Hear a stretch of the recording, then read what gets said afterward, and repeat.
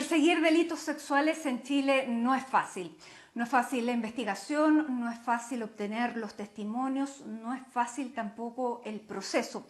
Y tal vez lo más preocupante es que el sistema permite que la víctima, que ya es vulnerable, se revictimice, que se le ponga en cuestionamiento y que finalmente se le humille.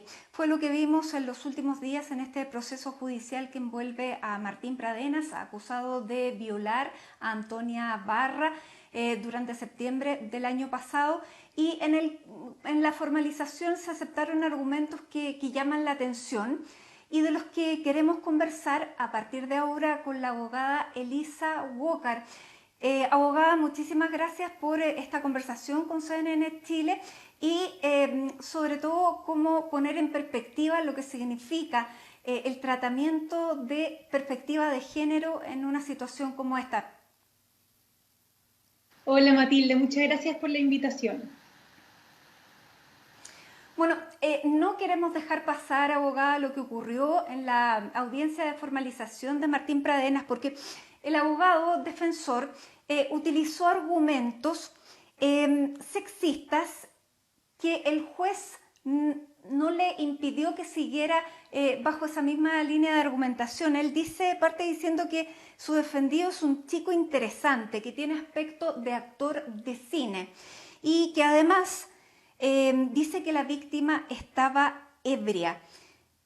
Son estereotipos y prejuicios sexistas que se siguen escuchando y que se siguen permitiendo. ¿Qué fue lo que más le llamó la atención? ¿La actitud del abogado o la actitud del juez que no lo paró? Matilde, la pregunta es muy interesante porque este fenómeno que vimos la semana pasada no fue un hecho aislado, no fue casualidad, sino que lamentablemente es la forma común o normal, entre comillas, diría yo, que se abordan los problemas o las investigaciones de delitos sexuales en el Poder Judicial.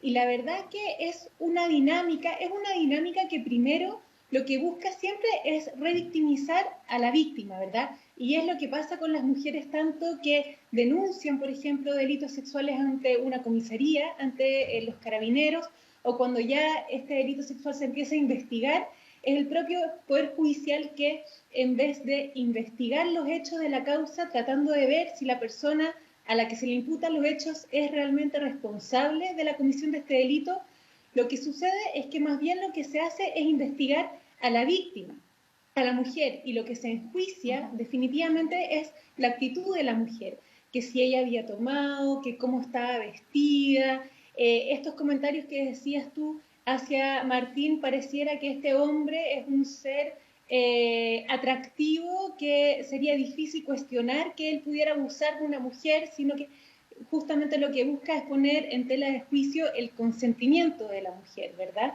Entonces, ¿qué es lo lamentable de esto? Es que acá hay una carga cultural muy potente que se ve en todo el sistema. Como digo, este no es un hecho aislado y hace que las mujeres primero se inhiban de denunciar. ¿Para qué yo voy a denunciar la comisión de un delito en que yo soy víctima si al final me van a juzgar a mí? Y estos delitos siempre son complicados. Nosotros sabemos que son delitos que se dan en la esfera de lo privado. En general no hay testigos. Acá tenemos incluso videos, pero esto es un elemento más bien excepcional, ¿verdad? Todos los delitos de violación, Ahora, de me llamó abusos. mucho la atención, abogada, que el abogado defensor utilizara ese argumento claramente para desacreditar a la víctima de que estaba ebria, cuando hay ebriedad no puede haber consentimiento y eso pudiera juzgarle incluso en contra de su defendido, ¿no? Uno, bajo una lógica de razonabilidad, tendería a pensar eso, ¿verdad? Si tú ves que una persona no está completamente con sus capacidades óptimas, con mayor razón uno debería preverse de tener ciertas conductas, en especial de tener conductas de carácter sexual con esa persona. Pero lo paradójico de esto justamente es que la intención de hacer esos comentarios es tener el efecto contrario. Es más bien decir, ella alega que esto le pasó, pero ella se expuso. Es el sentido común de lo que está atrás, ¿verdad? Como ella ahora viene a alegar, pero mira Claro, cómo estaba vestida, mira lo que hizo, estaba borracha, tal vez lo provocó, no sabemos si lo sedujo, y lamentablemente son esas preguntas las que se repiten en el Poder Judicial y también en el acceso a las denuncias a través de carabineros y las comisarías. Ahora, el juez lo dejó seguir, no lo paró. ¿Le llamó la atención esa actitud?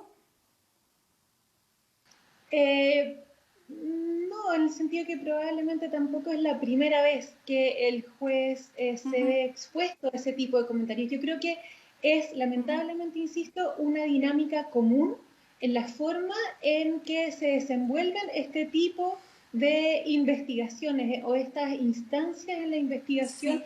de un delito de carácter Abogada, sexual. En ese sentido, es más difícil rechazar o reprobar este tipo de sí. conductas cuando tú estás acostumbrado a escucharlas más bien. Ahora, abogada, hay otro planteamiento que el abogado defensor de Martín Pradena, Gaspar Calderón, lo dice textual. Dice, ¿tiene que ver la perspectiva de género cuando se trata de aplicar la ley? ¿Tiene que ver la perspectiva de género cuando hay que imponer una sanción? ¿Por qué, dice, no se prefiere la justicia y el equilibrio? ¿De qué está dando cuenta esta argumentación? ¿De desconocimiento? Ese tema es muy importante, en especial porque la resolución que dictó la Corte de Apelaciones de Temuco justamente hizo hincapié en su resolución de que este no es un delito contra la propiedad, este no es un delito más, sino que es un delito de violencia contra las mujeres. Y por lo mismo acá hay que tener perspectiva de género, tanto para indagar los hechos como también para resolver esta materia. Y la perspectiva de Y en género ese sentido, usted nos podría explicar de qué se trata la perspectiva de género aplicada a este tipo de procedimientos. elementos muy básicos e importantes. Primero, la perspectiva de género no pone en tela el principio de inocencia, que es algo que se ha dicho, como si tú tomas perspectiva de género en un juicio, pareciera que tú de antemano vas a enjuiciar a quien se le está imputando la comisión de un delito, y no es así. La perspectiva de género lo que sí te permite es entender el fenómeno que tú estás evaluando. En especial en las mujeres lo que te permite entender es un ejercicio de poder, de violencia y sometimiento en contra de las mujeres. Si tú no tienes esta perspectiva en mente, es difícil, por ejemplo, entender cuál es la dinámica en que se realiza un delito como es el abuso sexual o como es la violación. La perspectiva de género lo que te da es un sentido de realidad, lo que te permite superar prejuicios y lo que te permite superar un imaginario distorsionado de cómo son estos delitos. Y esto no solo se da en Chile, ¿Y hay sino que también información en el Poder Judicial respecto a esto, abogada? Mira, eso es importante porque la capacitación acá es fundamental. Hay discusiones sobre cómo mejorar el sistema en cuanto a políticas públicas, en cuanto a las leyes vigentes, eso siempre se puede revisar y es importante hacer esos ejercicios. Pero acá diría yo que el vacío principal que tenemos es de falta de capacitación y justamente de tener una perspectiva de género en el acceso a la justicia. Y acá, siendo justos con el Poder Judicial, también hay que tener presente que desde ya hace 3, 4 años atrás el Poder Judicial creó una Secretaría Técnica de Género que ha estado trabajando en cómo incorporar la perspectiva de género tanto en el actuar de los tribunales hacia afuera, hacia el servicio que se ofrece a la comunidad, pero también en cómo se organiza hacia adentro el Poder Judicial.